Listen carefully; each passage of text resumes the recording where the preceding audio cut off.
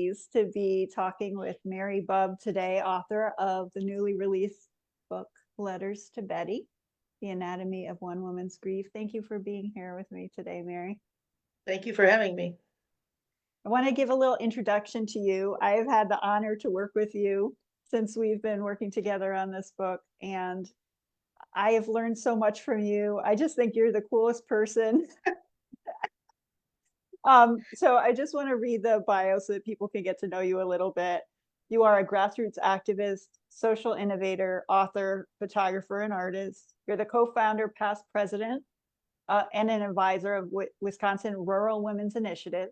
You are a widow, a mother, grandmother, great-grandmother, friend, facilitator of a small circle of kindreds, and an officiant of memorial services. And you live on Moonstar Farm with your dog York and cat Liza.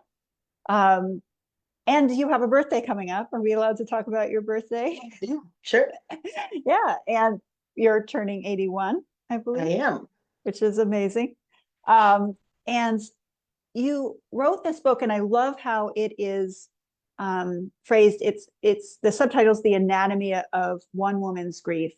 And it really dives deep into your sharing your experience of losing your beloved husband, Don. And you write it in a very interesting way where you're writing to a person who you've called Betty, and it's your just experience throughout it. Like, this is just you writing raw the things that you needed to write. What had you start writing in the beginning? Like, what had you start writing these letters? Kind of like journal entries, but not, because they're more like writing to a person and having a conversation, it sounds like. What had you do that? What had you think of doing it that way? Well, I think because I've not ever been a good student of journaling. I've done it from time to time, and I've certainly encouraged other women to do it, but I just never had the discipline to do journaling. For me, it always turned out like a diary. Like, I went to the grocery store and then I went to the post office, and I just never could get to that next level. So when Don died, I knew that I needed to find a way to process my emotions, Yeah. to process the whole experience of what was going on. He had been pretty sick for 3 years prior to his death, and so there was a lot to unpack. And I think it was intuition. I have friends that live all over the country, and I'm more prone to write them a letter. And so I just found that format worked for me because it was as though I was talking to them. So Betty became my imaginary friend who I could say anything to, and she would be okay with that.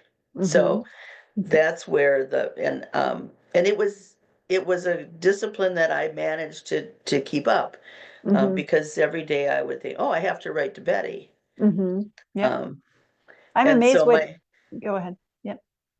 my kids kind of got into that whole, and they would say, "Did you write to Betty today, Mom?" So she became part of our family. Yes. And I'm impressed with your consistency with it, because I think throughout the book, there's only a few times where I think there's once you went like a week or something where you didn't write at all. And you were like, oh, I'm surprised I didn't write. But other than that, it was very consistent. And you have one day that you wrote twice or something, which is interesting, that you felt inspired to write again. There's also something very interesting throughout the book where you have something called the grief box, which almost becomes a character in the story. It seems very, very real, like it has a life of its own. Would you share a little bit about that concept? Well, again, and throughout my adult life career, working with women and helping them to try and find their own voice, I've always been taken with metaphors Mm. and symbols, Mm-hmm. and I just find that using them, it helps to put a simple thing like a coffee cup can bring you to a feeling. Mm. So in one of our circles, we used to have a whole collection of coffee cups and mugs, and some were broken and some were chipped and some were beautiful. And we'd Mm-hmm. ask the women to choose a coffee cup that would say something about themselves. Mm. And so I always often came back to picking out or looking for something that could help me identify what I was feeling. Mm-hmm. And the grief box was, I think, part intuition, and it just it just arrived. It knocked on my door and I let it in. Mm-hmm. Mm-hmm. And so it was a place that it was something I could talk about that was concrete, but Mm-hmm. not. So Mm-hmm. um, the grief box holds all the emotions.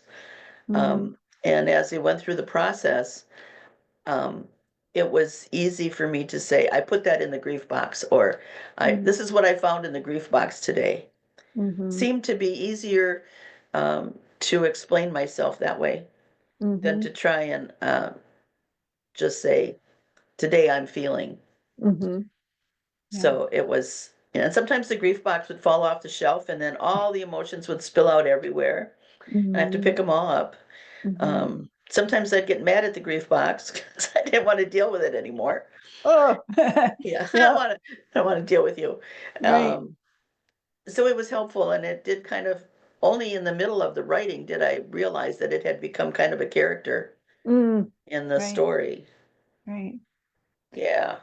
And something I want to share too in the book is because you're a photographer and an artist, and there's beautiful, beautiful pictures and in color in the book too that I think are quite lovely. I'll just show, I want to show like things, things like that, like gorgeous. So it's nice. You're moving through it. You're seeing there's beautiful imagery as well as these images of the grief box itself, which I think is a really cool element to the book. So it's very creative way of looking through this. Um, what had you go from, well, before I get into that, could you share a little bit about your art? Because you've been doing art for a long time and you have right, you have a studio where you do things and you create in. How was writing different from other elements of art? Like, do you see that they're similar to you? Are they a similar expression? Or I'm just I curious. started painting with oils and doing primitives many, many years ago, probably 60 Mm-hmm. years ago, Wow. or maybe 50. Yeah. A friend of mine, it was a difficult time Mm-hmm. for us, and a friend of mine said, I'm going to show you how to do this because I think it was kind of a stress management thing. Right. And so Yep. I started doing primitives, and then for a long time I got involved with WRWI, and I let that go and Okay. was doing other creative things. And so I came back to it Mm-hmm. when I retired. Mm-hmm. And so I think the difference for me is that when I paint, I just try to just play with it. Mm-hmm. I don't often know what I'm going to do. Mm-hmm. Another Liz that I am a very good friend with, Mm-hmm. she I would say, "What should I paint?" And she'd say, "I don't know, paint red boats." So I did a series of little red boats. Oh, fun. Recently, she told me I should paint balloons. I'm like, what am I going to do with balloons? So it's more of a very creative. I have to really dig deep into um, what that might look like. Mm-hmm. It doesn't have as much of a story. Mm-hmm. Whereas writing for me is really goes into what I'm thinking, what I'm feeling, what I Mm-hmm. want to offer others. Mm-hmm. Nice. And what had you go from the step of writing this for yourself, because it was helping you get through this time, and wanting to put it out there for other people to read it? What had you make that choice of not just keeping it for yourself, but putting it out there bigger into the world? I think somewhere in the middle of it, I started sharing some of it with my little kindred Oh, right. group, Yes. Yeah. and um, by that time, um, I don't think that was I don't think that we had started the publishing process yet, Mm-mm. Mm-mm. but I was just starting to feel comfortable sharing it with a Mm-hmm. couple of people, Mm-hmm. and their comments made me think. Their comments were, "Oh, one particular woman who was a good friend said her husband had died 2 years previous to that, Mm-hmm. and she said, you know, reading your manuscript really helped me understand some of the things that I had not dealt with in my own grief. Mm, mhm, And, um, and so I thought that would be a really good intent to have it be something that would help others. And then there's another woman whose comment is in the book. mhm, Her daughter is diagnosed with ALS, mm, and she talked about it in out of her perspective of mhm, not feeling alone in the grief that she's in now, watching her daughter go through mhm, this process. mhm, So it was a nice corner to turn, mhm, going from just doing this to process my own grief.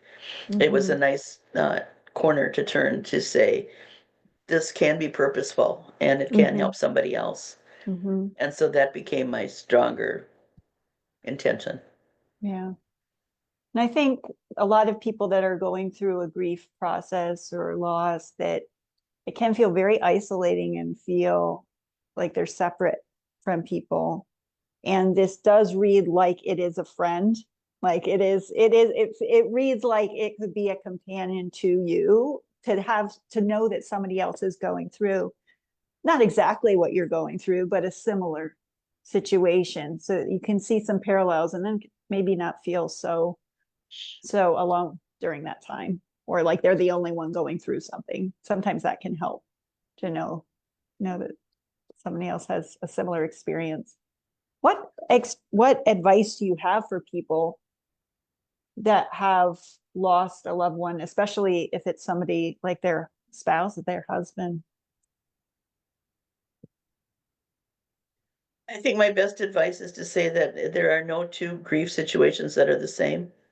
Mm-hmm. Grief is different for everybody.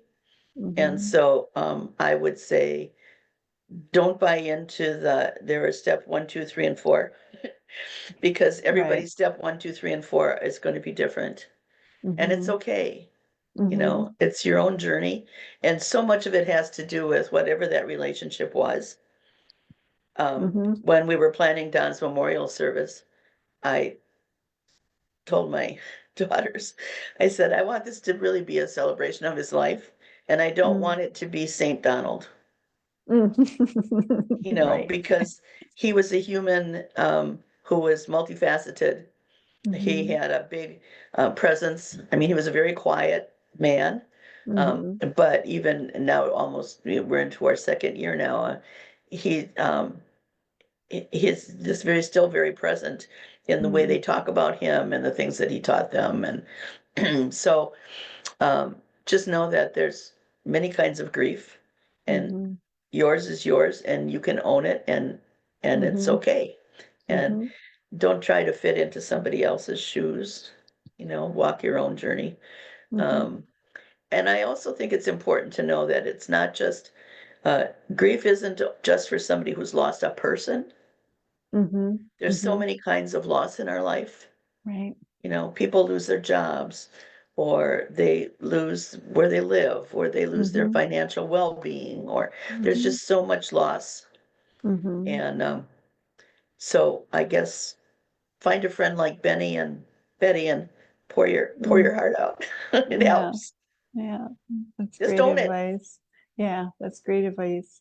And I think this book will be something that will really help someone who is in the trenches of it, of facing it right now. And I think it also will help people that have someone that they know that has had a very similar experience. And I think it can help build understanding of possibly what somebody is going through.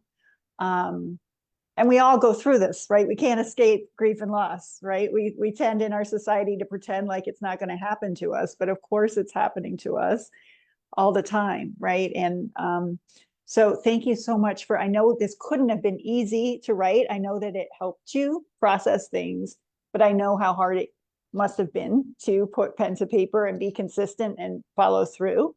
So I want to acknowledge you for doing that and having the follow through on it. It was an absolute pleasure to create and work with you over this time. I've really enjoyed it and learned so much. Is there anything else that we didn't get to talk to that you'd want to let our listeners know about? Can't think of anything offhand. Okay, good. Well, If you thank you have any so, questions, you can be in yeah, touch with Liz. yeah, She'll yep, put, you can, she'll send absolutely. your messages along to me. Yes, absolutely. Happy to do so. So have a, thank you so much for taking the time, Mary. It's great to talk with you. And the book is free. I should mention this plug. The ebook is free from today until Saturday. So please take advantage of this, everybody. Please download it. It's also available in paperback form on Amazon. It will make a great resource for everyone, as well as a lovely gift to give to someone that might need some help at this time. So you can find it just by looking at Letters to Betty on Amazon and finding it that way. Thank you again, Mary, for taking the time today. Thank you.